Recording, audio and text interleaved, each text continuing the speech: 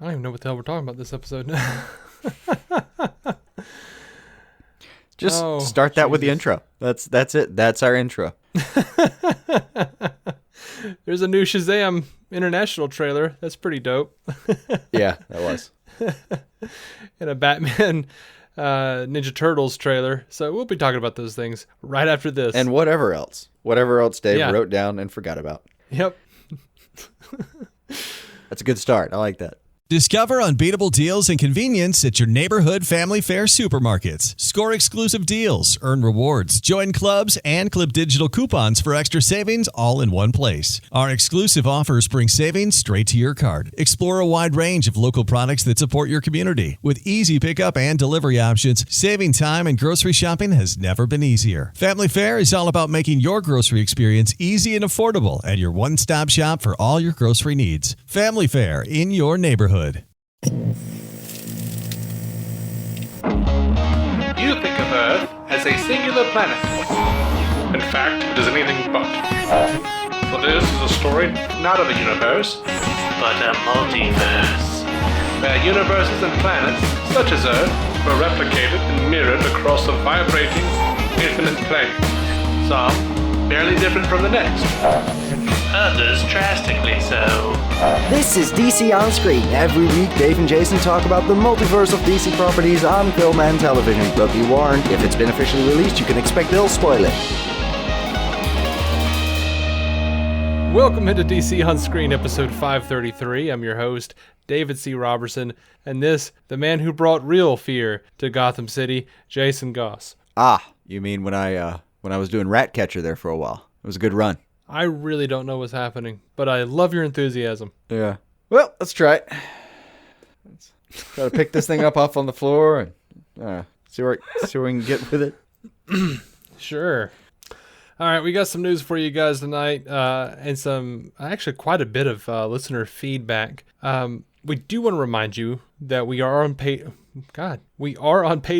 now. Mm-hmm. $5 a month gives you access to an exclusive audio feed that gives you extra content, side shows like Jason's pull list, Marvel reviews, and more. And we're still recording our review of Captain Marvel tonight for the Patreon feed, right? We are, yeah. If we can word.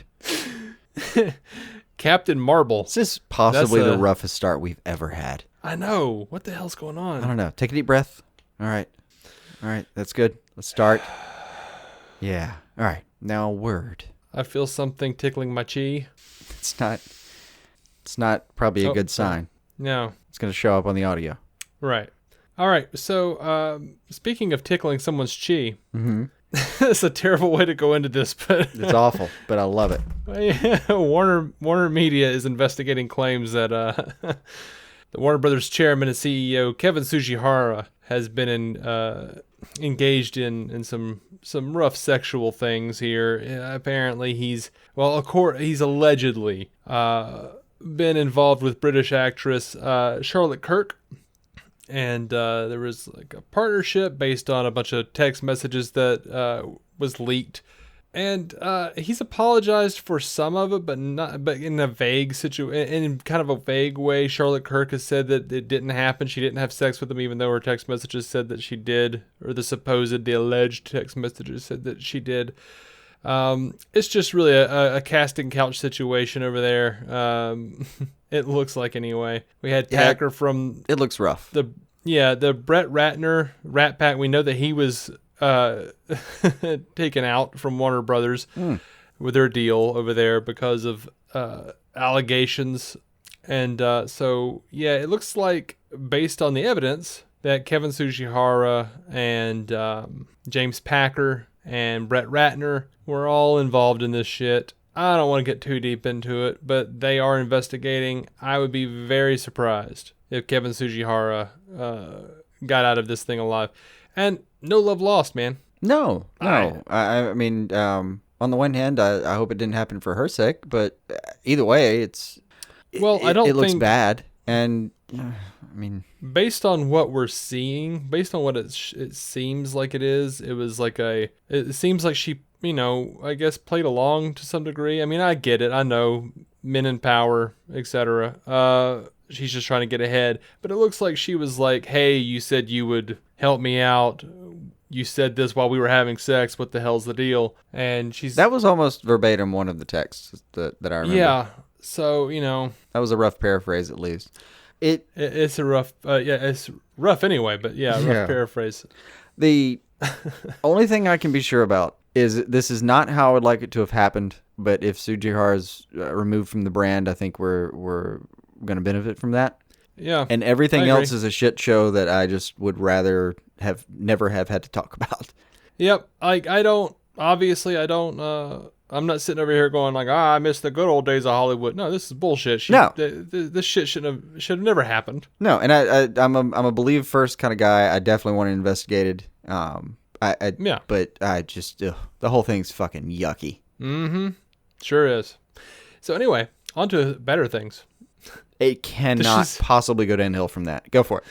I know, that's why I just started out with that. Like, bad things. It's like we were trying to manage expectations with how badly we started this episode. I know, right? And then you have that now, so it's got to float uphill. At the very beginning, it was totally unintentional. It was just like, I don't know, I'm just stroking out or something. I don't know what's happening. It was we were having problems. That was actually enough that I got a little worried. It was sputtering. Still not sure I'm not worried. I'm still pretty deeply shaken by how poorly that began. But we're just gonna have to recover. Oh. Do better. So we have a Shazam International trailer that was released in China. Yes. This thing is full of Batman, Superman, Aquaman references. Mm-hmm. Holy shit. This was great. This was better than the thing they released last week, in my opinion. I'm not sure I love both my children. You love both of your children? Mm-hmm. They were, I don't want to choose one. Well, the thing is it's unfair because the one they released here was made up of a lot of footage we had already seen. This one is made up of a lot of footage we have not seen. Correct. And a lot of references that are going to, like that, there's so many references in that trailer, that may be all we get. Mm-hmm. It might be that deep. But there's a lot, and they were all a lot of fun. And I don't think, for me, they're going to pay off any less when we're actually watching it. I don't think that's all we'll get because of who Freddy is. That's true. But oh my gosh, dude, there was that kid playing with his Batman and Superman action figures, and he was humming that John Williams theme song. He was. Hell yeah. He was. And I got no qualms, y'all. No, I got no problems. There's nothing in the universe about that is problematic either. That could just be a kid humming something, it unrelated to anything. That's right. I hum stuff just walking through my home sometimes. It's just I've never heard it before and should never hear it again. Yeah. So that'll be fun. I don't know. Oh, the stuff about him and Superman, great.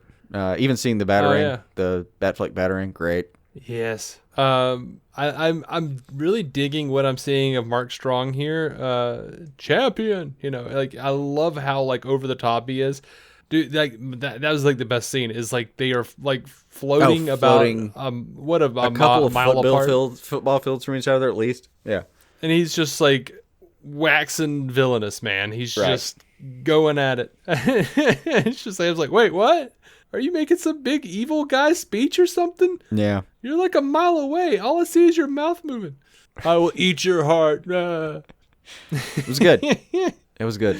And there's a thing in comedy where like if you hear a joke the second time it's not as funny. It's true to some extent. And yeah, for the jokes that we're going to see coming in the movie, it'll take a little bit off, but I think I'm still going to enjoy them where they are. It also gives me hope that like I don't think this is all the comedy that's in the movie. I think there's going to be a lot of jokes here that we just haven't even gotten to yet. Oh yeah.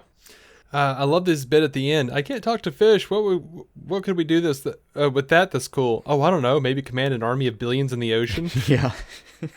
Which makes me wonder, Oh, the army of billions, by the way, is made up of cash. That is true now. Cash that Warner Brothers can simply throw into the ocean because they made so much they don't give a damn. Mm-hmm. But in continuity, I have to wonder, has Arthur properly been exposed? Is Atlantis properly exposed? What? I think in continuity, the Justice League has been documented to some extent, maybe? Well, yes, the Justice League has been, and the Aquaman has been, but at the end of Aquaman, spoilers for Aquaman if you haven't seen that, like everybody else in the damn world. Very sorry if that's the case.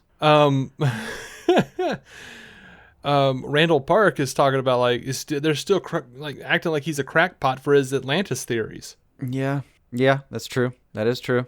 I guess it's. I mean, here's the thing. In the same way that maybe it is a thing. Maybe it's a side situation where you think he may exist. Like maybe at the beginning of Justice League, where it's some people knew and it was maybe a theory. Bruce figures it out, finds him, all that. Maybe it's still the same or close to the same, where there are more people that believe now. You think it's just folklore? Like it may be folklore. I mean, I was thinking Slender Man. It was the example I had in mind. Yeah, like you've got people coming up to him in a bar going like, "Hey, you the guy that talks to fish or whatever." Yeah. So, and then maybe it is a thing where some people think it's a real thing, and some people like maybe it's 85-15%. Mm-hmm. That's enough to print a shirt. And if you're an enthusiast like one of the Batson kids, you probably have that shirt. Oh yeah. Oh, so last week or week before last, whatever it was, I think it was last week. It's all been a blur for 2 weeks for me. A blur of measuring tapes and Sharpies. Saws. Yeah. You wondered if that was Kevin Conroy doing the Batman voice. Turns out a bunch of people thought that. It did sound like him. It really did. And Sandberg says, I hate to disappoint, but a sound designer supervisor, Bill Dean, getting to live out his dream of being Batman. Well, good for him. Right? Thought I'd let you in on that. And I'm really excited about this next bit. He does a good impression. Yeah, he does. I'm really excited about this. Former Smallville actor John Glover, who played Lionel Luthor, Lex's dad, on Smallville. Very well. He was talking to Fandom Spotlight at Wizard World Cleveland, and he said that he is playing a father's role in Shazam. And then there are a few outlets who reported that that's all he said, but they didn't watch the full video, because a few seconds later, he reveals that Mark Strong is his adult son in the movie. So gotta watch the video, y'all. I just love that John Glover's out there cultivating all of these villains. Yeah. Like, yeah. How to grow a dick from the ground. Yeah. All right, who's his list now? All right, Lex, Savannah, and I think Ivy. Well, he wasn't Ivy's father. He was more of a. But you said creepy... cultivate. I think he facilitated that. Right. But let's not forget Siler on Heroes as well. Oh, that's right. Mm-hmm. That's right. Man, I love me some John Glover. I'd love to meet some Siler. That was a great role. Wish the show had done better in certain ways. Mm-hmm. So there is a March 23rd screening of Shazam. Fandango is doing it full 2 weeks early, and it's going to be at 1,200 select theaters and 40 exhibition circuits throughout the U.S. I do not have my tickets. I do not know if I'm going to be able to do this. It is a Saturday night. That's rough. Are we in the? I haven't looked. Are we in the select theaters? I haven't even looked. Well, I'll look that up while we're playing. I'm just curious. Yep. Carry on. But it's out there, guys. Mm-hmm. The Shazam official runtime is revealed. It's 2 hours and 12 minutes.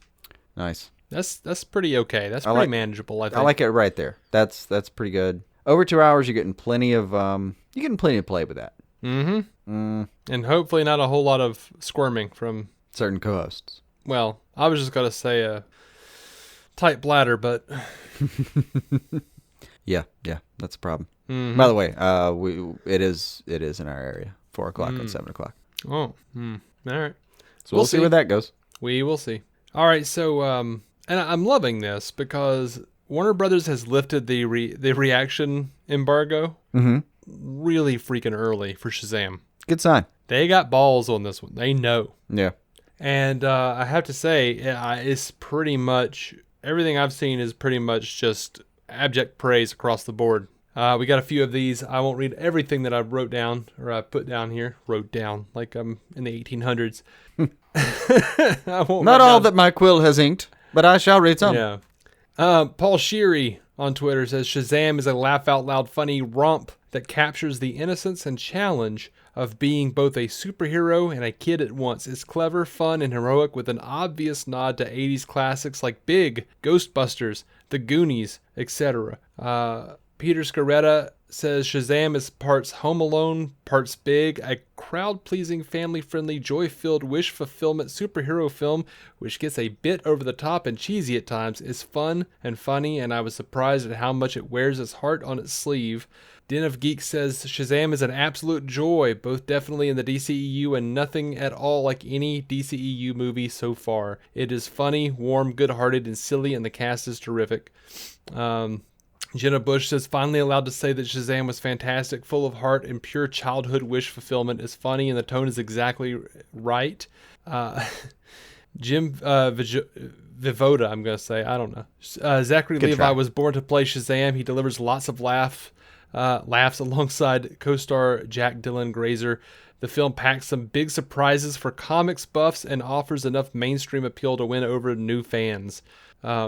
This is just crazy. I haven't seen anything like this from the critics for a No. DC movie since Dark Knight. I just tried it, and if you look up Shazam and reaction, it's just nothing but thumbnails of videos of people smiling and a row of well, turns out this thing looks amazing. Yeah. Yeah. I do love the pure wish fulfillment part of those reviews. That sounds perfect. I liked Brandon Davis from comicbook.com. He says, Shazam is such a brilliant movie. It's so tremendously fun and incredibly scary at some points. Thanks, David F. Sandberg. It blows away every expectation and is my new favorite DC movie. Yeah, man. This is incredibly, hope-inspiring. I would say heartening if we hadn't already been very excited about this from, not even from day one. Like, from day one, I was... my first thought when I heard they were going to do a Shazam movie was, okay. And I wondered how are you going to do that? But especially since Sandberg has been involved and his Twitter account has been involved, it's been a lot of fun. We've known for sure that they were enjoying themselves, and that would probably cross over. Oh yeah, and you know what? I have lost my train of thought. Absolutely Perfect. Going along with the theme of the episode. Say the magic word and restore your hosting powers. Oh, nope, I don't have it. Still not working? I don't know a magic word, Jason. There isn't one. We've tried. We have tried. Sat and mumbled out of the dictionary for hours. Nothing. I did accidentally get Sinbad in a genie outfit somewhere along the line, but... Sent that shit right back. Right back. Packing. I hurt his feelings, though. I told him he was funnier on a different world. You know what's crazy? That's apparently one of the, I forget what it's called, which makes sense, both for this episode and the effect. Oh, the Mandela effect. If I understand correctly, he has never appeared as the genie. I know. And yet everyone thinks he has. It's one of those. Yeah. It's just one of those things we all think has happened that hasn't. There are people that literally think this is like proof of a multiverse, and I love that because you can't prove it wrong, and it's crazy and fun. Oh yeah, yeah. I think they're just thinking of Shaquille O'Neal and Kazam. Yeah, but he also, like Sinbad for the entirety of the 80s, at the height of his powers, kind of looked like he might be a genie. Like, he dressed like that. He did. He just dressed in this big baggy clothing. Like, and then I don't know what he's doing now. When I see him on pictures now, he comes through town every year, and apparently he does like 5 minutes of stand-up and then just plays blues for an hour because he's decided, I'm a blues bassist now. That's interesting. It was an odd choice. And I'm pretty sure our local club, the Stardom, hates it because they are not equipped for that electrically. They are not. Like Joey, our friend who used to work there, said at some points, like when they hooked up a big band, because like a comedy club is set up for a dude with a mic. And, some extracurriculars every now and then, but not like a full band. So there's these outlets that come out of a stage when you're doing electricity for so he would have there was literally a guy who was the stagehand, like the stage manager, who would sit there and when a fuse would blow, he'd pop that thing and throw in something else and do electricity stuff that I don't understand. But yeah, Joey's job on a couple of shows was literally to stand by him with a 2x4, and if he saw him get shocked, whack him with a 2x4. That doesn't seem safe. I was like, you got to be kidding me. He was like, no, I'm serious. I sat there in a batter's stance. Like I was about to take a swing for an hour and a half while those people performed. Okay? Hey, look, it's safer than being electrocuted. All right. Well, I think what I was going to say earlier. Oh, we're back. I think we are back. I bought you some time. I have become accustomed to enjoying a movie against what everyone else says, or at least against what all the critics say. Now, personally, in my own life, when I see people that I know and they're like, "Oh yeah, I decided not to go see BVS or Suicide Squad or whatever the hell it is, because I heard bad things," I say, "No, go check it out. You'll be pleasantly surprised." And then they come back and they go, "Oh hey, yeah, it was pretty good." Almost invariably, I have the same experience. Yeah, and being on the internet and talking to real people in my life is an entirely different conversation about the movies that we watch. Yeah, absolutely. And, Aquaman got shit on a bit with the critics, but it made all the money ever. Yeah. All the money that Avengers didn't make. Yep. I have to admit, I am excited at the notion that perhaps critics, audiences, general audience, and myself might be all on the same page with Shazam. The lack of dissonance would be refreshing. Really would. It would be nice to walk outside with my head held high, knowing that I could mention Shazam to anyone without and explaining get yourself. Praise. Yeah, like Batman v Superman, still my favorite, but it's so tiresome to just be like, someone's like, yeah, blah, blah, blah, blah, and you're just like, Yeah. All right, edgelord, let me explain to you about how Batman killed when he first started. Yeah. What we've seen so far, because of a lot of reasons, just a lot of reasons that we've already gone into several times, required a lot of effort to enjoy publicly at times, depending on where you were in the setting. Like I said, in my personal life, I've mostly been able to enjoy these movies without having to explain myself. Mm-hmm. There have been a few times where I've been in public and had exactly that conversation. Like, well, I just don't think Bubba has it. Hold on now. And then the funny thing is when you're actually talking to somebody in person, you can still do that thing that humans used to do where you state a point and they state a point and you have a back and forth. And then eventually you kind of maybe come to like a mutual understanding about a thing, instead of the thing you do online where you state a point and then they state a louder point and you do another louder point and then somebody gets muted or blocked. Mm-hmm. The version I've had in real life, IRL, has been a lot more rewarding. But it would still just be nice to not even have to have that conversation. Yeah. Which I've had at this point unanimously with Aquaman, and every talk with every person I've seen it so far, Aquaman has been across the board. That was a fun movie, Yeah, it was a fun movie. I wonder if and I didn't prepare anything for this, but I just remembered it a couple days ago. There was all this talk online of evidence coming out that proved that Johnny Depp didn't abuse Amber Heard and that she, in fact, abused him. So, like a shit ton and, like, crushed his finger and all sorts of stuff. And I wonder if that's going to affect Aquaman too. Possible. I wonder if Amber Heard's just going to kind of go away now. That's been completely off my radar. But then again, I have been intentionally off any radar because I'm like 2 weeks behind on any of the shows we watch and 2 weeks behind on any comics. So, oh yeah, I've barely turned on the internet. Had to make sure the Switch still worked. Well, I just went into Twitter and I saw Johnny Depp's name trending, and I went, "Oh God, what's he done now?" Yeah, and then it turned out nothing. It turned out he produced like tons of evidence, including video. I guess I don't know. Oh. And apparently she was also abusive, and there was like police records and stuff about her previous husband or boyfriend or something. So I don't know what's going on with that, but yeah, gonna have to see where that shakes out. We might not have Amber Heard for very long, y'all. Possibility. I'm sorry. It's a possibility.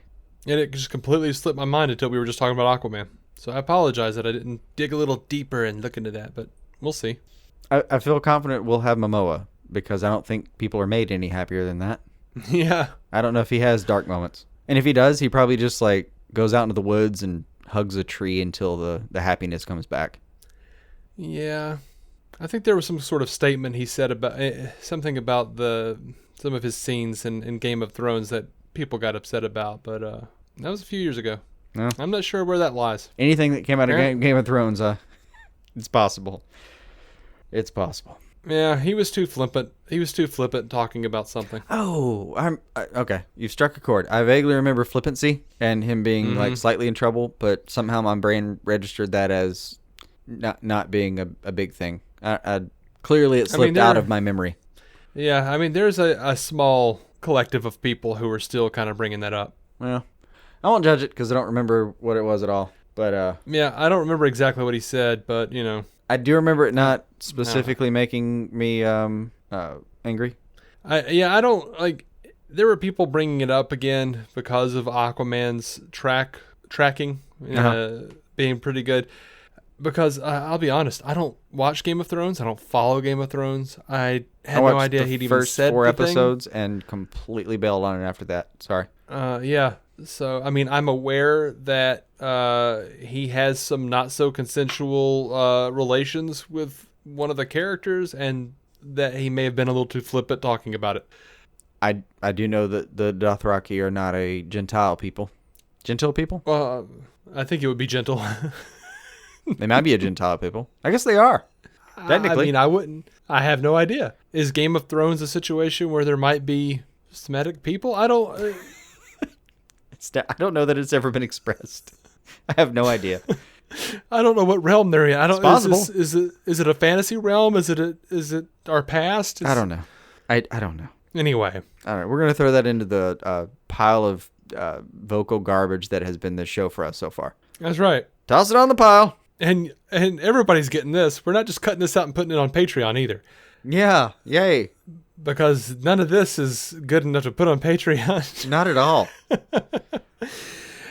This is TMZ, just honest human foibles at work. God help me. You know, it is a dark day when I decide to put in a news bit from TMZ. Uh-huh. But basically they released a video where they're harassing Armie Hammer. Because that's what they do. Yeah, generally. And they're asking him about whether or not he's going to be Batman. They said, "Are you the new Batman, Armie?" He says, "No." And they asked if he could confirm it. He says, "I can't." And he says, "Are you denying it for real?" He says, "Yes." And then the TMZ guy says, "How about if I see you with a cape?" And Hammer goes, "Then you'll know I'm lying." I like that. Closes his door. I like his style so far on that. And that's really the reason I brought this to everyone's attention. I just liked Armie Hammer's wit, I guess. I don't know. I liked his You like the comeback. sense of humor. You just like the comeback on that one. I dig it. And it was clear he was kind of annoyed, though. Yeah. I think in general, most people at all times that aren't consumers of TMZ are annoyed by TMZ because a lot of what they do is get up in your business. You know, even like the voiceover guy who was love that. Like in the video, even the voiceover guy who was explaining what was going on and was like sort of narrating was so abrasive and so annoying that I felt violated. Oh. Like I felt like my privacy had been like truly invaded. Like he's just like, "We still believe that you're the Batman, Armie." I'm like, oh my God. What is wrong with you? Why do you have to talk like that? It's that thing where they blow up the audio and get too excited. And then they got to show all the people literally sitting around loud for what it's supposed to be doing on top of everything else. Yeah, and they've got all the people like sitting around the bullpen, like cracking jokes about Armie Hammer, and I'm just like, what the hell is even happening? What? Yeah. Anyway, Ben Affleck was talking to Lad Bible, promoting Netflix's Triple Frontier, and he said he imagines it would be weird to step in and do another DC character, but he could certainly imagine directing a movie. If DC would have him, he would love to do it. You know, he said if it was something he was passionate about, he'd be down. I've got no problem here. He says it's not about like kind of closing doors on stuff. I just couldn't figure out how I wanted to do the next one, the Batman movie. So it became time to let someone else take a crack at it. We've heard that before, but yeah, I would be down with him doing like directing a DC movie. Yeah, let him write. He's a good director. One of the problems was I think that movie might have come out. Ultimately, I think the Batman original version might have come out if he wasn't trying to write, produce, direct, and star in that movie. It might have gone fast enough because a lot of people apparently love that script. There's a chance, I think, that if it wasn't so much on him, we might have gotten it. I really do believe that's the thing. So if you reduce his role in some capacity and actually let him, just do a couple of those things, yeah, I'd take it. Yeah, absolutely. Absolutely, man. But I don't have a problem with Ben Affleck being in the DCEU anyway. So I agree. It would be a little strange if he showed up as another character. I'll give him that. It would be weird. Unless he shows up as like Thomas Wayne. Even then, I'd be like, well, we already seen him. I don't want him as another character. I want him as Batman. I know. As Batman. He's a good one, that All one. Them were good times. So, over to the Suicide Squad. It's being reported, and I should note, it's being reported by Jeff Snyder at Collider. So, many large grains of salt. Mm-hmm. Cube of salt. But he's reporting that the Suicide Squad roster for James Gunn is going to be Ratcatcher, a.k.a. Otis Flanagan. Mm-hmm. Even though it's going to be, he's saying it's going to be a gender-swapped version. And that character anyone will care. No. And that character is a super criminal, one of Batman's many enemies, who started out as an exterminator in Gotham before turning to a life of crime, aided by an army of small rodents that she communicates with and controls, also a fan of poisonous gas. I remember Ratcatcher specifically from, I think, Vengeance of Bane 2, where he was sending rats in and out of Bane's solitary confinement cell. Like, Bane does this thing. It's like after Venom, so he's kind of flabby and all of his muscles have turned to crap. And he tries to protein up a little bit. Yeah. And, well, what had happened was he was getting shit on a lot in prison. And someone sneaks him a shiv inside of a bear that looks like his beloved Osito. Mm-hmm. And he, jams it in a dude's eye with the full intention of being thrown into solitary confinement. And Ratcatcher is basically sending rats to bringing him protein sources, like chicken and stuff. Right. And Bane spends the entire time in solitary just, getting jacked apple farm, man. Yeah. Jacked AF.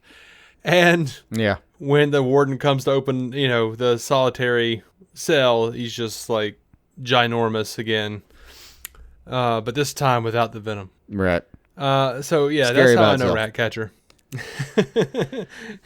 Helping Bane, that's how I know him. Yeah. We've got King Shark, humanoid shark, whose father is believed to be the so-called shark god. Polka Dot Man. Why not? Yeah, good old Man. Polka Dot Man.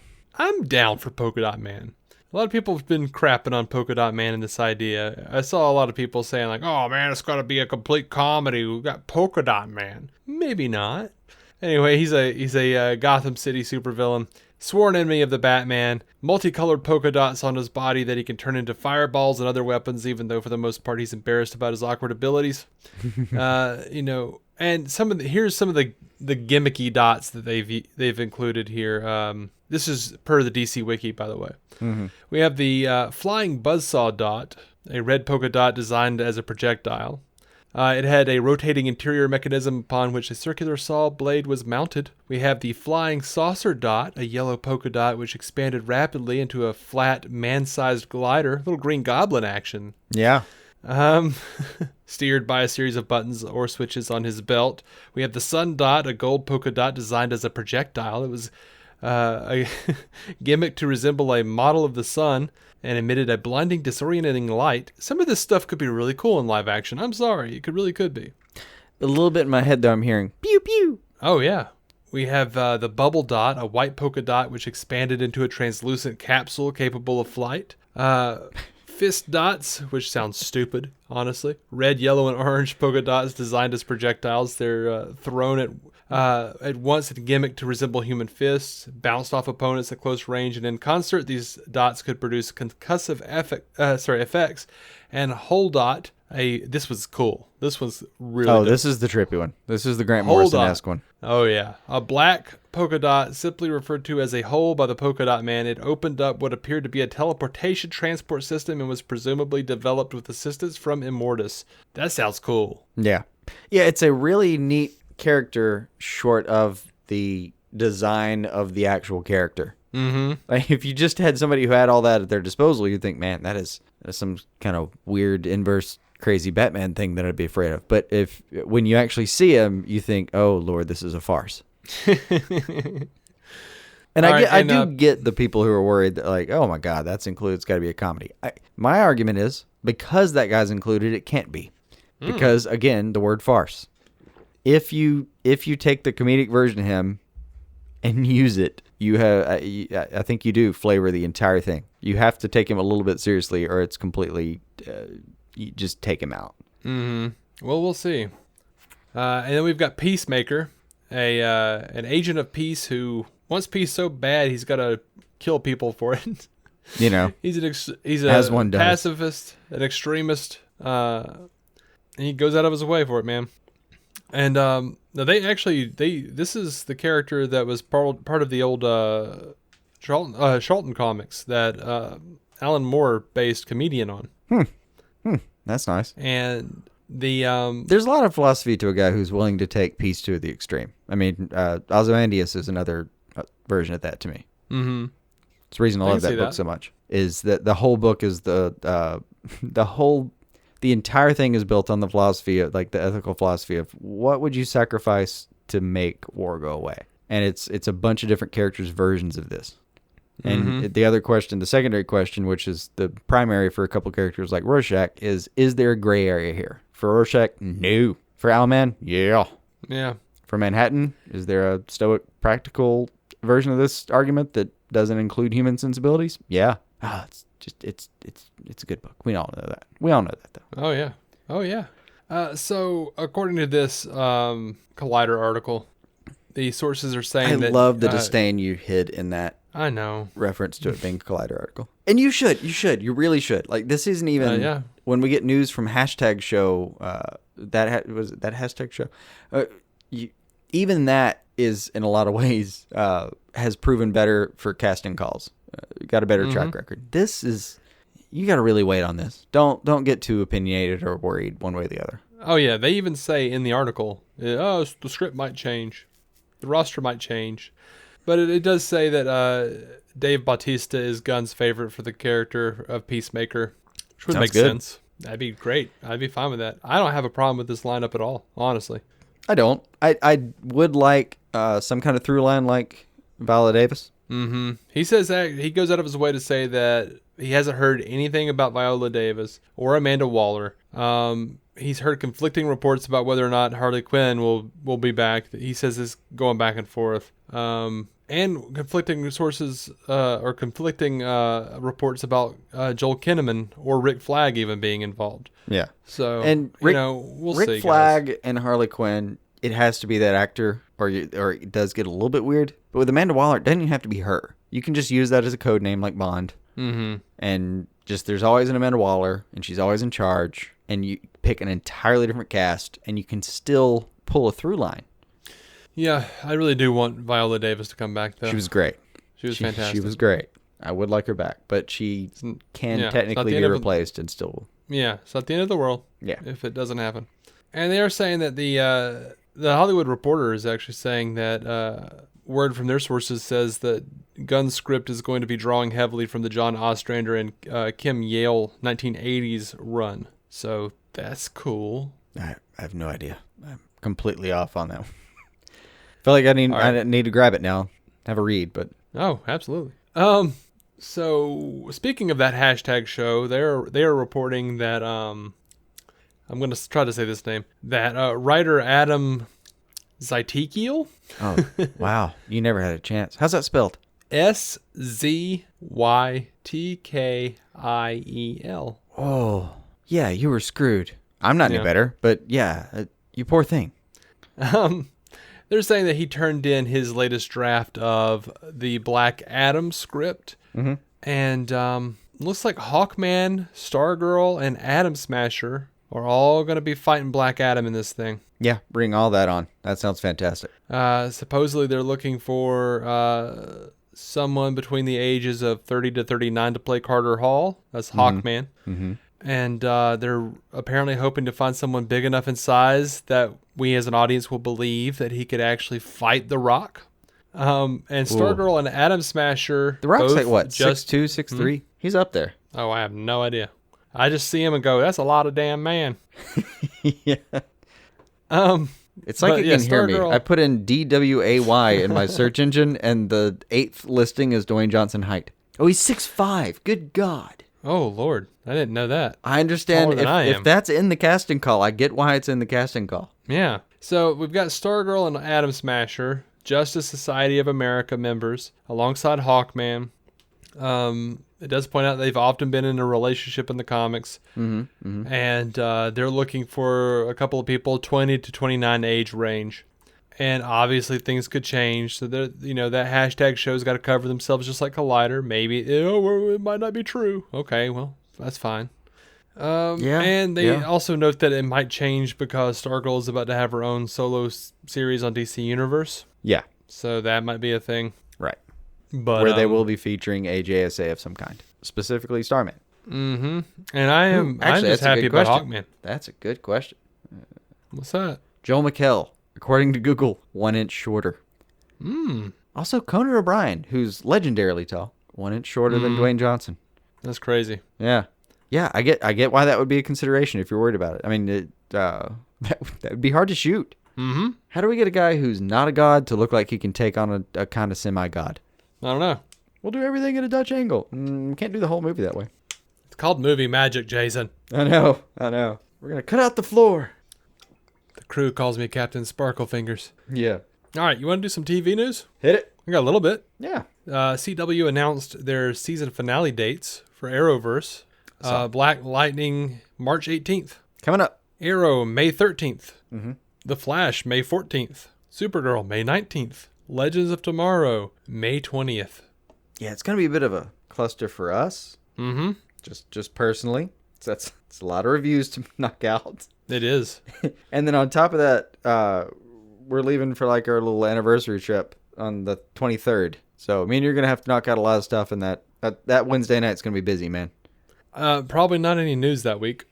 It'll all be about how the finales ended. That'll be the entire... Because I don't think around that there's anything going on specifically. Like, no, that's it. The premiere of Swamp Thing is May the 10th. So we'll hit that up too. But other than that, I mean, that's nothing. Like, Endgame will have been out for a month. Shazam will have been out for a month and a half, almost 2 months. Like, yeah, it'll be pretty dry except for that. Fingers crossed, man. Yeah, probably. Spider-Man not until July 5th. So it'll just be us covering that for a minute there.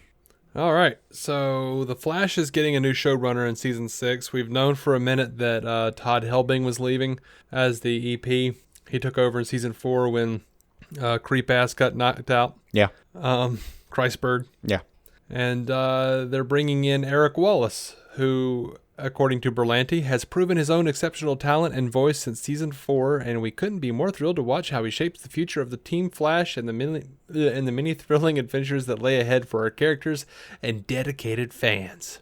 Yeah, it's total coach speak, but if he trusts him, we'll go with it. Sure. Why not? I don't know that I've noticed his name a lot. It hasn't stood out to me, but... Oh, yeah. I don't know. And over on Titans, DC Universe, they have cast Deathstroke, my friend. I saw this one. That dropped today, like right before we started recording. Yeah. I don't know the guy, Asai Morales. He's been on Curb Your Enthusiasm, so I've certainly seen him. He's in Ozark, which I keep meaning to watch, but still haven't somehow. He was on NYPD Blue, a bunch of things. Law and Order, SVU, the news Caprica, IMDb is Criminal like Minds. 200 lines long. It absolutely is. Because I did the same thing. I kept scrolling, trying to find something. Here's same experience. I mean to watch Ozark. It's going to happen at some point, I promise. He was in an episode of Burn Notice, which I've seen every one of, so I'm sure I saw it. The only other thing that I saw that I must have seen him in is In the Army Now. That's all I got. He also, like, film credits, like pretty much any movie that came out, he was in the direct-to-video sequel. I'm trusting the people that do this because they've been giving us great product over there so far, but they may be so good that they're getting people that they can get cheap. I don't know. I don't know where this guy is on the pay scale. I know his IMDb's huge, so that does mean something. And he doesn't have that much visibility. Yeah. I mean, I remember him from the cover of the movie La Bamba, but it does not look like him anymore. No. They gave this little description of Deathstroke. Slade Wilson is known for being DC's deadliest assassin. While serving his country, Slade became an elite soldier before government testing enhanced his physiology to near superhuman levels, putting him on a path of darkness and revenge. To his family, Slade is a father and husband, but to the rest of the world he is feared by many as the infamous Deathstroke, selling his services to the highest bidder as the ruthless assassin that never gives up and never misses. That just feels like the average explanation for Deathstroke. Except with Arrow, where it wasn't that at all. They did go a different way with him. They really did. They certainly did. They did. And that was fun. But this one, I have no problem at all with the concept of Deathstroke. So that all sounds fine to me. And first thing I think of is, man, I'm looking forward to a Nightwing Deathstroke fight. Mm-hmm. Oh, that sounds fantastic. Yeah, and on the social medias, it looks like Brendan Thwaites has the Nightwing hair. Oh, good. I don't know if it's for another role or what. And he Wait, is which filming Nightwing another hair? role You right grew it now. out a little bit? I mean, it's like Like bottom of the year cut kind of thing? honestly, honestly, to me, it looked like 1980s Wolfman Perez Nightwing who's about to be in some disco gear. That's what it looked like to me. Solid. I mean, none of us want mullet. No. That was a thing with a few characters for a minute there. Or at least short in the front and too long in the back for it to be comfortable. But yeah, I dig it. I'm looking forward to that. Could just be because I'm looking forward to the season so much that I don't care what they throw at me. I'm down to clown, man. I'm just whatever, man. Whatever they give us. That's what? Yeah. I like how you put that. Not judging it. I'm good. Let's do this. It feels judgmental. I feel judged. You a little. You shouldn't be. It's I thought it was more concise than what I said, frankly. Over on Swamp Thing, Adrienne Barbeau, who played Alice Cable in Wes Craven's 1982 Swamp Thing film, is going to be somebody. They're not saying who, but she's casted. She's cast. Is it casted or cast? I think cast. All right, she's cast in Swamp Thing as somebody. She was also, Catwoman, Selena Kyle on Batman the Animated Series. So we got a little bit of legacy casting going on here. Oh yeah. All right. And we've got a movie trailer for this Batman versus Teenage Mutant Ninja Turtles animated film, and our buddy Christopher White did ask if it was based on the graphic novel or the miniseries that Tinian did, and I did look into that, and it is apparently. Yeah. And I don't think it'll go as it might be not as dark, but as moody at times as the at least the volume 1 of that was. Mm-hmm. But it's definitely the same basic structure. You know, they show up. We have an extra dimensional situation going on. Shredder is the main person. I think the difference was it was Shredder and Bane in that one, and it looks like Shredder and Raish in this one. Yeah, well, it makes sense to have League of Shadows with the Foot Clan. It does. I do think that might be an improvement, but I'm pretty sure it was Shredder and Bane before. And something that would be a good edit was the culmination of it being Shredder and Bane was that all of the Ninja Turtles villains got Baneized. Oh. It was fun in the books, but it would not be probably as fun in the long form hour and a half, hour and 20 animated film. Gotcha. But this trailer looks fantastic. It did. It really did look good. The only problem I had was I hate the shots. It's one of the reasons I don't like anime visuals is I hate the shots of someone coming in to do a strike, and it's just basically a long pose of them in a striking position and just kind of the visual of something passing in the background. You know what I mean? I think that's absolutely. I absolutely know. Yeah, I absolutely know what you mean, and I like that so much that it makes me sad I don't like more anime. I just viscerally, for some reason, don't like that shot. It bothers me every time I see it. I'm an art guy. I really like the stylized, action flexing. Like, I like that kind of stuff. I don't like shaky cam. You know what I mean? Like, yeah, I get it. I don't like shaky cam necessarily either. But that there's a middle ground, I'm sure, that I would get along with way better. A lot of people are like, "Oh, stupid Zack Snyder slow-mo." I love the Zack Snyder slow-mo. Oh, the Zack Snyder slow-mo, that's one of the great contributions that I think he's made to cinema. In every property he's done, there's been his slow-mo shots of action. Like 300 did it beautifully. Mm-hmm. It's gorgeous. And I would welcome someone explaining to me why this is a problem, but I've thought it was fantastic every time. And I'm open to an explanation of why you don't like it. But man, I love it. Yeah, I don't know what the problem is, honestly. I dig it.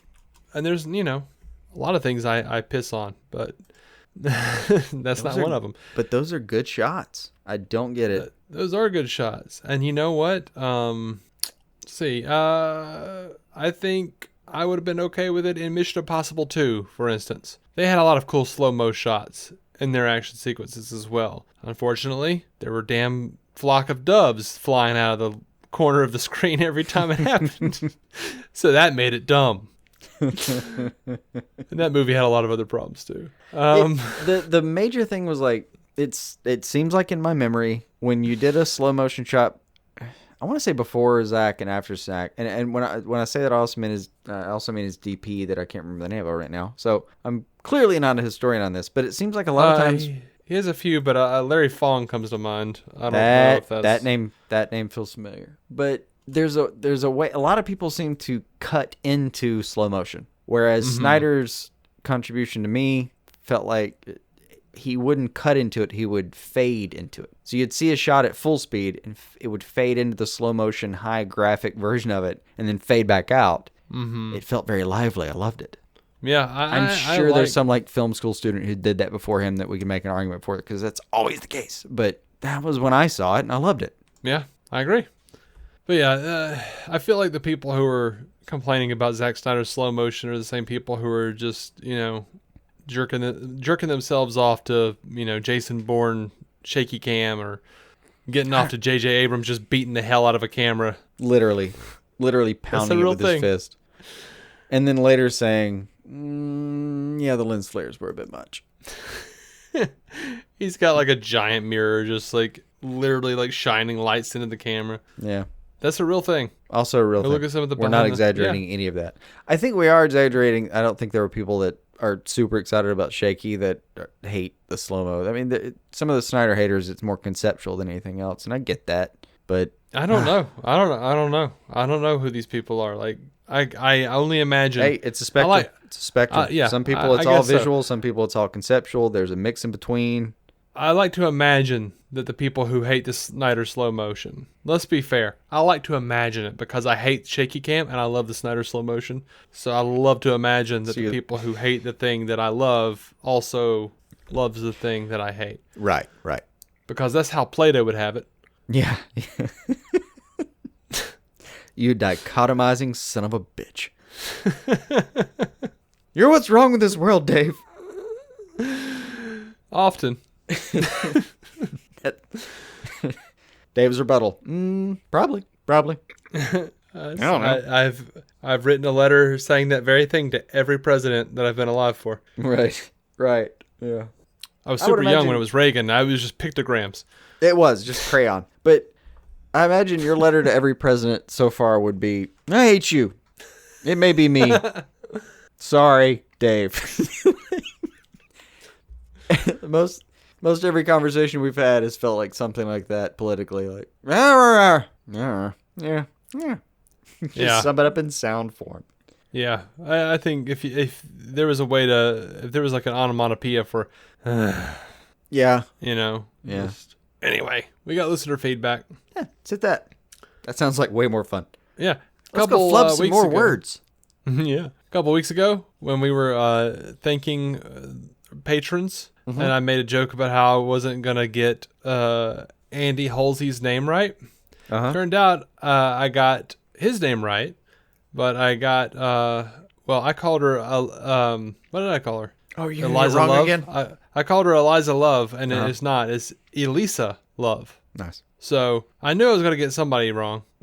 And she says it's not a big deal. No one ever says it right. That makes me feel worse. Elisa, I'm sorry. Wish we could have nailed that. She even says like email. This is our first patron, people, and I can't get her name right. She says like email. So now that she's put that in my head, every time I read some of her feedback, I want to say it like a robot. It's Elisa. And because she put email in my head. So. Oh, I see. Okay. Yeah. Because robots equate to technology. Like you're doing like a pre-Siri version. Yeah. And I'm an old man. So I always I want to say robot. I understand. I do every now and then for fun. But yeah, no, I am particularly sad it was her because she made us both cry at times. Oh yeah, absolutely. In the good way. One of my favorite people. In the good way. We love you. Deeply. Also, there's another word for robot that's the correct word for robot. Oh. Like, apparently a robot is not something that walks on two legs. Mm-hmm. And I never do bother to stop and look up what the correct word is. But every time I say the word robot, in the back of my head, I hear a voice saying, like, you're wrong, that's not right. There's a two-legged version, and you're being ignorant. Oh, wow. And that voice bothers me, but not enough that I've ever done anything about it. Mm-hmm. I feel like there's going to be a reckoning. Mm-hmm. And we'll address that when the robots, quote-unquote robots, come for our children. I mean, my last plea will be, I tried, I knew. And then they'll be like, and what did you do? I'll be like, I watched The Flash instead. Yeah. Sorry. Please spare my spawn. Anyway, Elisa also tells us that last week's episode was making her day. And I just always love hearing that. Again, thank you. Thank you for letting us know that. Andy Halsey sent us a message. Mm-hmm. And I don't think that I've ever heard from Andy before. I think I said that a couple weeks ago. And if you guys heard last week's episode, you know why we didn't really get into any kind of listener feedback. Because it was crazy. Last week was a fucking nightmare for all involved. Except for Elisa. Yeah. Actually, you know what? We had a lot of people write and tell us that they liked that episode. Really? All right. Mm-hmm. I don't know if it was just like the novelty of us cutting in from the future or something. I don't know what that was. Dare to presume, but I'm glad it worked. Great. But anyway, Andy writes in, says, "Hey guys, love the show, etc., etc." Like how he does that. Mm-hmm. Funny. Says, yes, David, you got my name right, which is a true feat. I've never heard it done on a first read. Going out to eat when there's a wait is a true nightmare.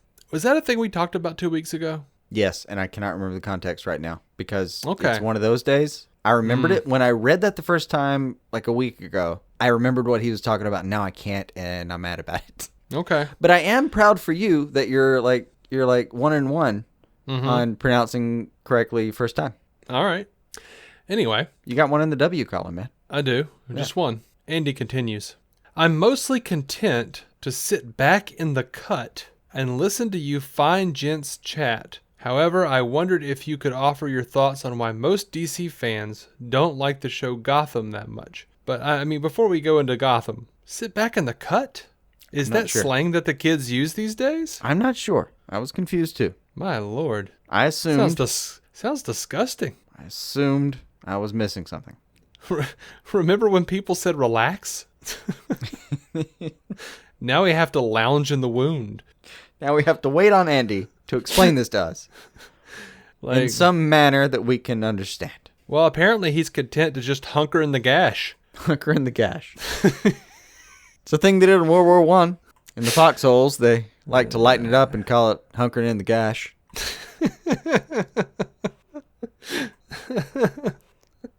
Just lay in the slit. Just lay it in the slit. Yeah, it's worse. That's way worse. Gash was pretty bad, too. That's gone entirely different. All right. He continues. Personally, I enjoy it thoroughly, but I'll admit the last time I read Batman actively was probably year one.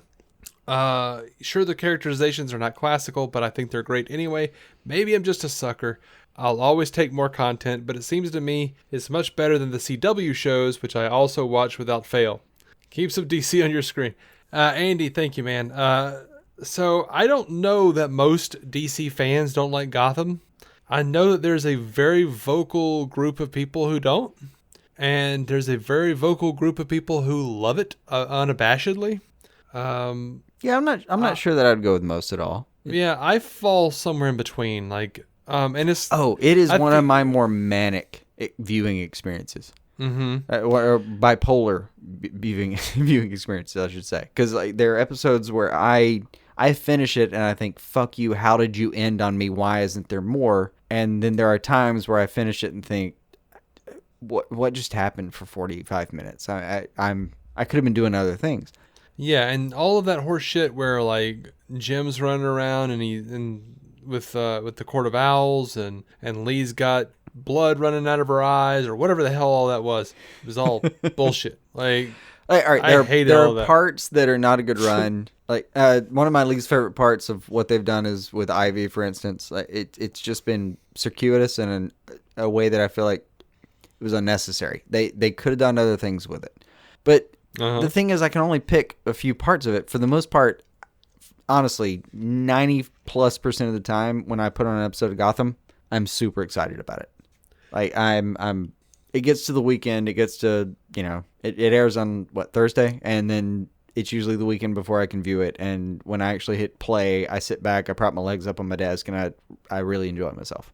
Yeah, I'll be honest. I was way more into it at the beginning when it was more about mobsters and stuff. But the wackier they've gotten, the less I've dug it. But I've liked this season a lot more than last season. I really didn't like a lot of the Alice Blood stuff. Chickless got to be a little much for me there when he's running around talking about judgment. I don't. No, see, Chickless grew on me.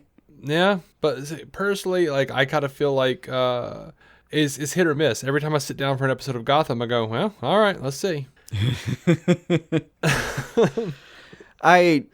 Unless they're on one of those runs where they're focusing on some kind of story, every now and then there'll be a story arc there. I'm like, well, let's just get past this. But for the most part, sitting down, I'm super excited. And one of the reasons is exactly because of what you said. They started out as a very small time, couple bullets in an alley, dude trying to do his job, crime running amok in the city. It was just like you said, a mob gang, a mob situation thing. And they took some real chances. Like, I don't like the Enigma in the mirror thing either. I think it's an overused trope. Mm-hmm. It's not the end of the world for me, but I'd prefer they did something different with that. But his overall evolution, fantastic. Yeah, I agree. Look, I think what it comes down to, is Gotham is a very niche show, and it's a niche show that has not always known what it was going to be, I feel like. Now, I know that a lot of the I think it knew where it ended based on what the producers are saying, but I don't think they knew exactly how far they were going to go with it in some ways. But that worked for me because they did. They took some chances. Some of them were hits, some were misses. Like Solomon Grundy, that was a huge chance with all the Butch variations. Uh-huh. Those were they were taking some risks, and I think all of them paid off. I loved every variation of Butch. I did too. Even including his death, I thought that was poetic and really built in what Penguin is capable of, and the whole Penguin Barb thing. It was fantastic. Mm-hmm. But I think Gotham is going to suffer right out of the gate because one is a prequel show, all right, and people scoff at that. We don't want a prequel. We know how it's going to end up, and then they go and they change how things went. The very thing that people complained about. They went and they said, oh, well, we're not going to do that. Well, that's why they started at like 12.5 million viewers, and now they're hovering around 4.5. Yeah, they kill off Sarah Essen. They have that all was these glorious, though. Villain kids. But that's not how it was supposed to go. And then they lose viewers. Then they start getting into the more of the hammier aspects and little weirder. It's just any show is going to do that. Like, I remember reading about how Lost kept hemorrhaging viewers, and people were like, I fell off in season 2 when they showed us that hatch. I just fell off in season 3 when blah, blah. I saw that polar bear and I was out, And I'm just going like, yes, please, more. This is getting weirder, and I like it more. Yeah, when it's what you're in the mood for, when it's what you have time for in your life, when it's what you're willing to accept and suspend your disbelief for, it's fantastic. If you're not, if you have things you're tied to and not willing to accept, and it's just not what you're ready for at that point in your life, yeah, man, you bail on it. But for the most part, I think they took chances, and for the people that are still in right now, it's been really rewarding. It is, and I'm one of those that's going to say, like, I think this season has been probably the best season so far, and I think that they have really benefited from having a lack of episodes. It's made them hone their shit. It has made them plow through some story and do it really well. Like, there are no filler episodes so far. No. Every second of this season is, don't bank a sandwich before you eat the show. Just watch the show before you eat the show. Just watch the show and then eat the sandwich. God, just really trying to mess up as many words as possible this episode. So yeah, I think some of it is just expectation of what people like, and as far as Batman is concerned, I think a lot of the people who started watching the show were Christopher Nolan fans, and they kind of went, well, this is too wacky, this is too goofy, and then a lot of people were Batman the Animated Series fans who were like, oh, you're not doing the characters right, that old chestnut. Yeah, and you had all manner of comic book fans who were saying, well, that's not how it's supposed to happen, or, oh, it got too insert here. And that's just bound to happen on any show. Yeah. But I'm glad you enjoy it thoroughly. The progression of the show, though, as far as the viewers, has worked out perfectly for them. Because they started big, they still had momentum over and over again, and now they've got just enough momentum that they were able to do what you were saying, compress the final season, which they know is happening, into something that's going to be really impactful. Perfect. Friggin' perfect. I would love every show to have that arc. Start with the big premise, know when you're going to finish up, end with a bang. Perfect. Yeah. All right. Let's see. Let's talk to Al Granite here. By the way, Andy Halsey is one of our patrons, and we love him for it. Thank you. Thank you so much. Al Granite over on Twitter says, last week's episode was a good episode. Thanks for the effort. You're very welcome. He says, I also wonder why, or she, maybe she, I don't know. Also wonders why WB didn't just exclude Deadshot from Suicide Squad 2 if Will Smith wasn't returning, but still hire Idris Elba to be Bronze Tiger. Maybe it was too late to rewrite. I don't think it's too late to rewrite because everyone's saying they still might rewrite it, but I think they actually want to do something with Deadshot, period. Like, I don't think they want to do Bronze Tiger. They want to do Deadshot. Yeah, I think he's out there and enough people are excited about him that I actually buy the report that Will Smith just couldn't work it into his schedule. Yeah. I think they were interested enough in the character and interested enough in him that he was really something they wanted back, and it didn't work out. Well, he's, I guess, kind of ironically shooting Bright 2 with David Ayer for Netflix. Yeah. You gotta love how that works out. Yeah, but yeah, I do think they wanted the character enough that he's still in the zeitgeist for the executives. Deadshot is he plays, I would say, more of an important role in the squad than Bronze Tiger would. I would love to see Bronze Tiger.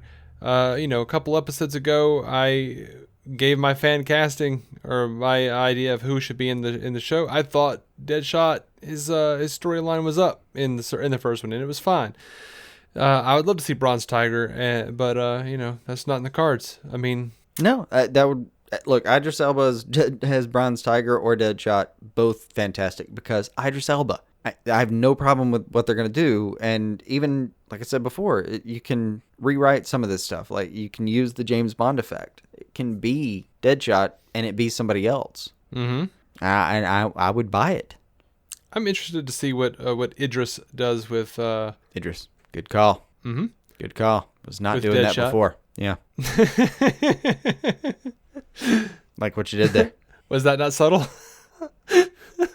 Not to me, where I was like, oh, that does sound better and more accurate than what I was saying. I'm interested. I'm really interested to see what Idris Elba does with Deadshot. Mm-hmm. That said, I would have probably I don't like recasting, so I would have figured out a way to get around it somehow. Yeah. I'd like it to be built into the story, but not the absolute end of the world or the extended universe. We have Ricardo Santana says, "Hey guys, I'm a longtime listener of yours. I even won one of your giveaways. Batman Hush was my choice. That is a longtime listener." Mm-hmm. Holy crap. He says that has been a couple of years. He says, anyway, I'm living here in Vancouver, and I just recently spotted this on my way to work. Maybe a set for Batwoman. Looks like a war zone in front of Gotham City Hall. But that's just a guess. And he sent us this great picture of City Hall, and it's got Gotham on it. And yeah, it does. It looks like a war zone. It's absolutely for Batwoman. And thank you for sending us that, man. Yes. He says, thanks for providing a great show. Well, gosh, my cheeks are red.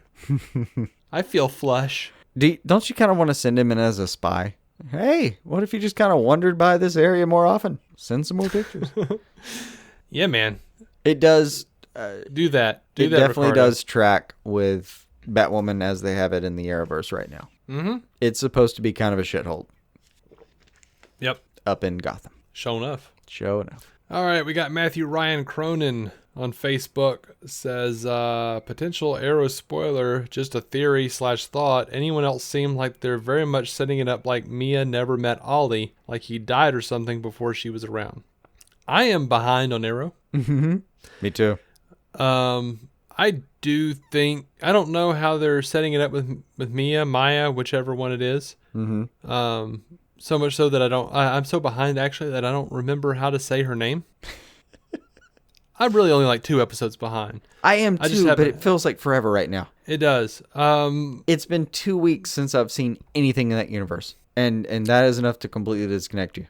I think Ollie is going to die next season, probably episode 8 or 9. Yeah. And during the Crisis on Infinite Earths. Arrow has a 10-episode season next year, and then they're done.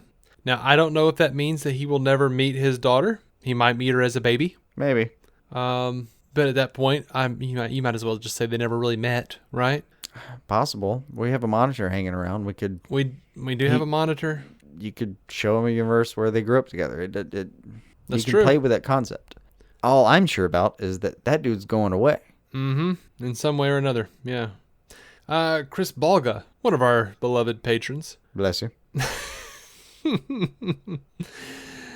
About your Jason's pull list, Batman 64 and 65 and Flash 64 and 65, the price. Says, I really like this idea for a mini show. Good analysis. Looking forward to hearing what's next.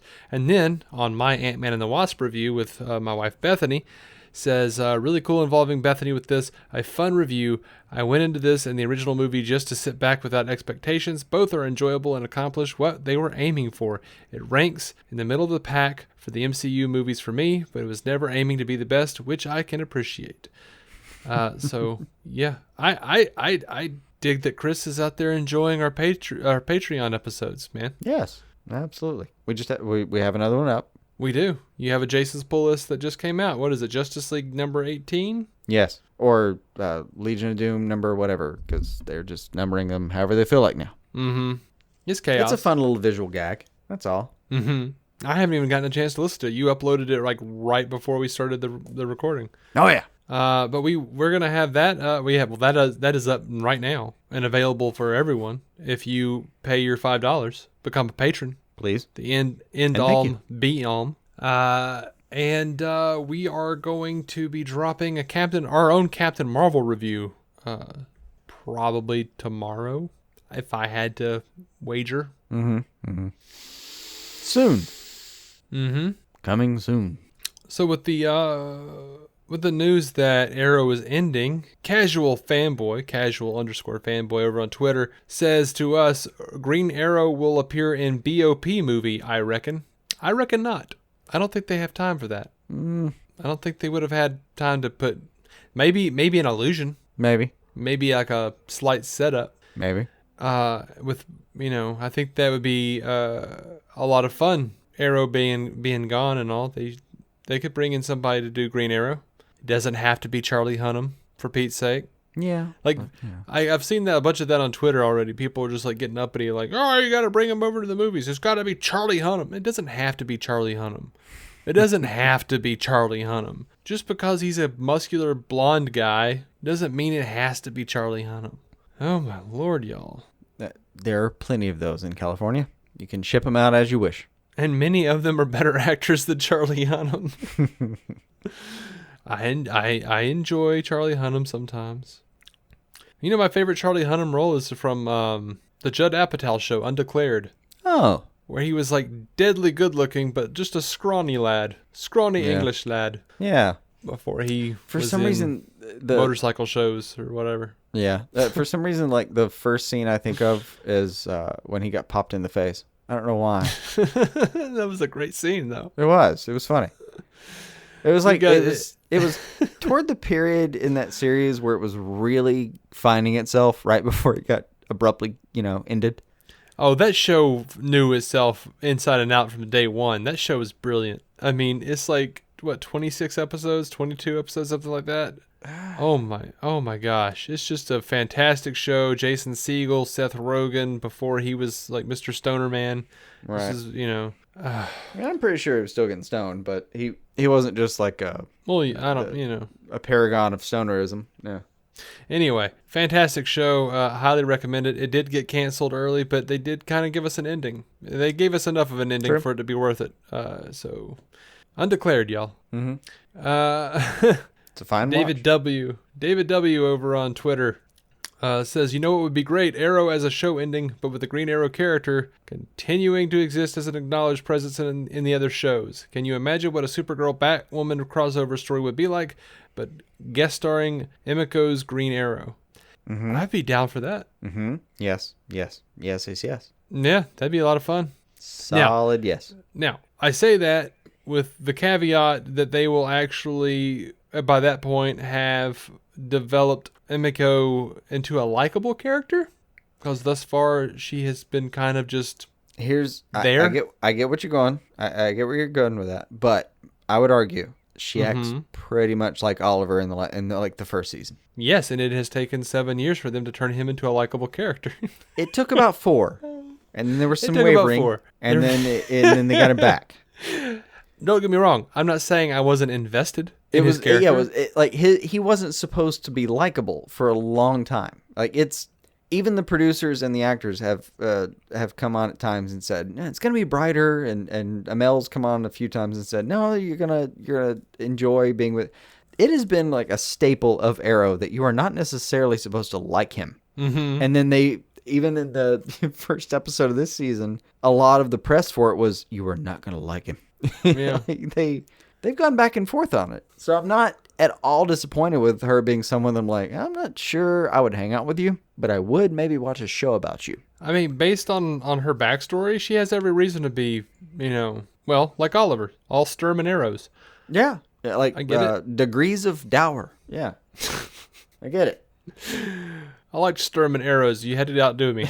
That was a callback from years ago.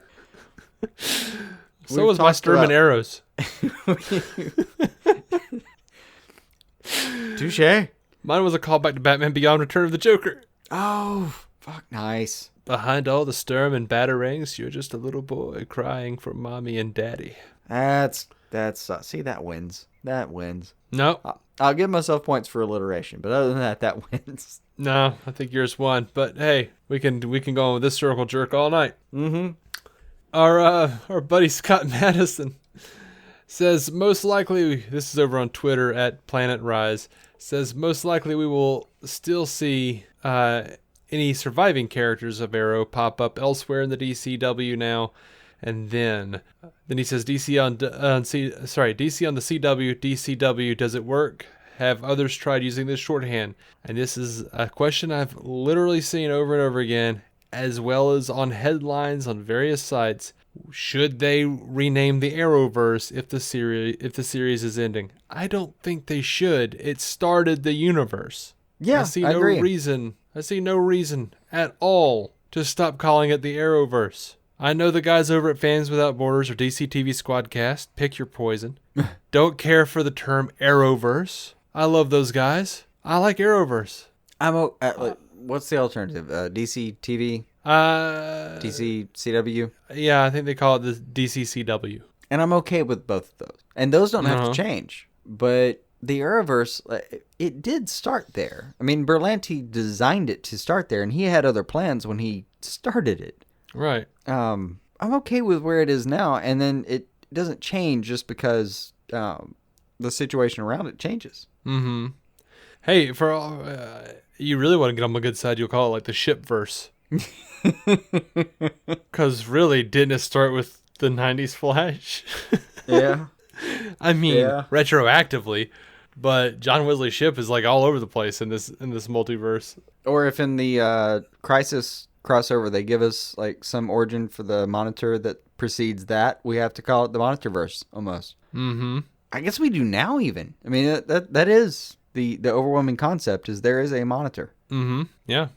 But no, I don't see any We reason can overdo it and screw it. But frankly, it would screw up our search engines if it wasn't called the Arrowverse. So let's all leave our Google alerts alone and just call it the Arrowverse. And come on, man. It'll be all right. It'll be all right. Bigger things to worry about. It still started the universe. It deserves the distinction, in my opinion. I agree. Completely agree. Joe Forno, J411 over on Twitter, says the Tenacious D teamwork line is awesome. And I do the same thing. I was happy to hear that. That was validating. I appreciate it.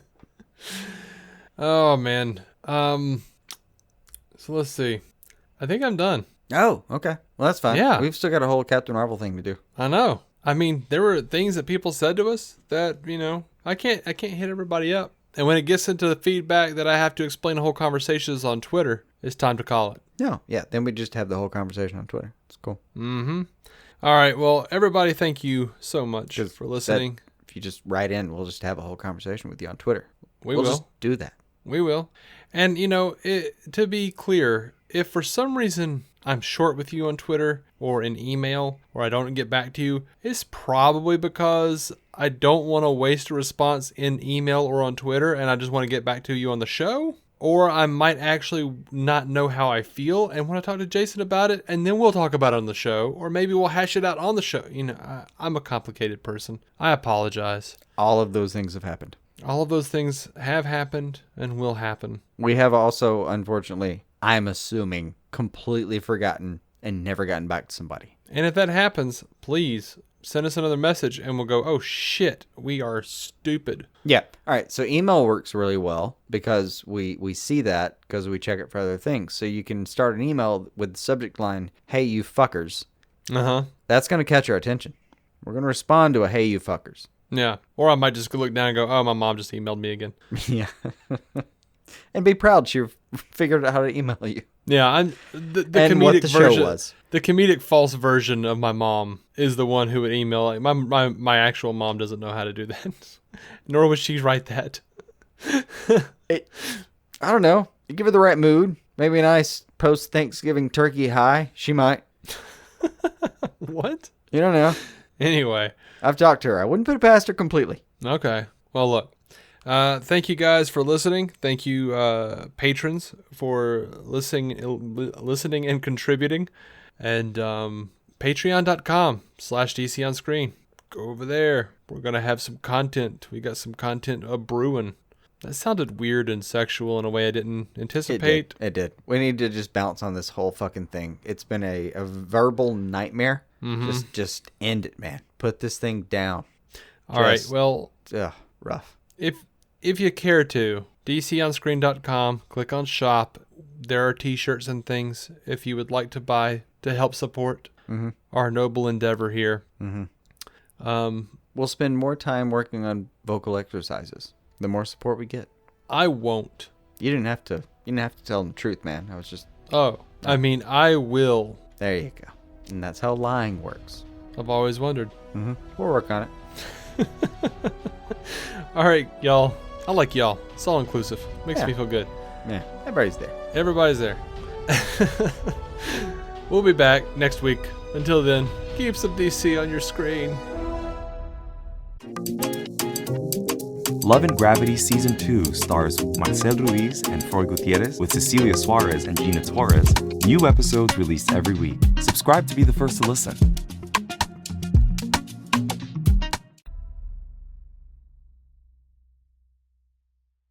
Our opening narration was from Dan Jurgens' The History of the DC Universe, Part 3 of 10, as featured in DC 52, Week 4. It was performed by me, David C. Robertson. Intro music by Jason Goss and Michael Shackelford. Michael's band, Future Elevators, could be found on Spotify or future-elevators.com. Our introduction was performed by Effie Ophelders of the fantastic podcast Stealing the Remote, which lives on SoundCloud. It can also be found on iTunes and Stitcher. We are proudly in partnership with TV Time, TV show calendar and social media site that lets you keep track of what you're watching, what your friends are watching, and where you all left off. DC On Screen is a maladjusted production. Visit maladjusted.tv for more from me and Jason, including sketch comedy, an improvised web series, vlogs, parodies, and more.